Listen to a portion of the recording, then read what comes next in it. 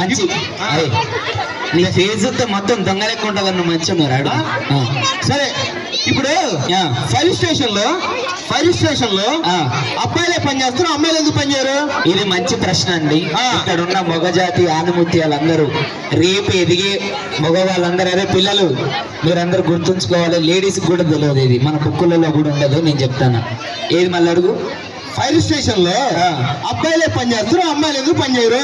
ఆడవాళ్ళకి నిప్పు పెట్టడం తప్ప ఆడుకోవడం రాదురా, అందుకని మగవాళ్ళు పని చేస్తారు. అంతేనే కదా, ఉమెన్స్ డే రోజు ఆడవాళ్ళందరూ అత్యధిక మంది ఉన్నారు. అలాంటప్పుడు నువ్వు ఆడవాళ్ళ గురించి అలా అంటావా? నువ్వు ఎలా బయటికి పోతావు నేనే చూస్తున్నా. ఎందుకు ఈ రోజు నుంచి నా సపోర్ట్, మా చెల్లెలందరికీ నా సపోర్ట్. నేను బయటికి పోవాలంటే మా మగజాతి ఆనుమత్యాలే. అదే చూసిన సౌండ్కే కొట్టుకోబోతుంది. మా వాళ్ళు ఎక్కువ కదా అమ్మా, అమ్మాయిలు, అరే అబ్బాయిలు ఇప్పటికైనా తెలుసు మా అబ్బాయిలు. అయ్యో కాదమ్మా, శ్రీ మేధా స్కూల్లో ఒక విషయం మా టీచర్లు మాకు అలా చెప్పలేదు. మా టీచర్ ఏం చెప్పిందంటే చందమామ రాత్రిపూట ఆకాశంలో ఉంటారు, కానీ ఇక్కడ ఎక్కడ చూసినా చందమామలే ఉన్నారు, ఏంటో కానీ. అవి చేసాడు అంత బిస్కెట్. ఇప్పటి వరకు టైగర్లను జూలోనే చూసిండు. అవును, కానీ శ్రీ మీద హై స్కూల్లోనే ఉన్నారు మా మగజాతి టైగర్.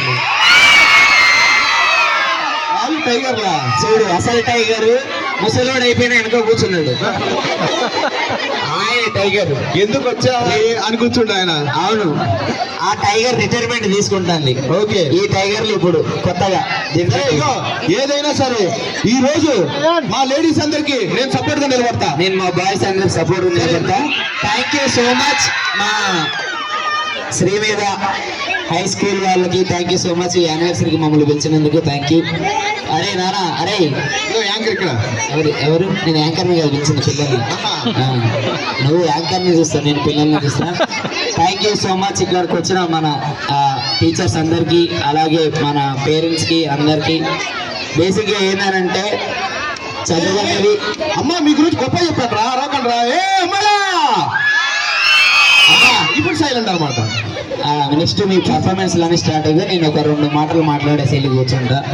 బేసిక్ ఏంటంటే మనకి ఈ 2 మాటల్లో అమ్మాయిలు పొగడాలి.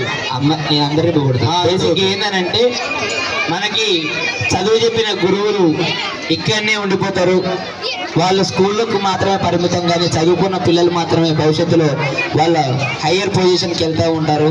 వాళ్ళు కలెక్టర్లు అవుతారు, డాక్టర్లు అవుతారు, పెద్ద పెద్ద వాళ్ళు అవుతారు. కాబట్టి మన తల్లిదండ్రుల తర్వాత మనకి ఆ జ్ఞానాన్ని, ఆ విజ్ఞానాన్ని నేర్పి మనల్ని ముందుకు తీసుకెళ్ళేది మన గురువులే, మన ఉపాధ్యాయులే. కాబట్టి ఒక్కసారి ఉపాధ్యాయులు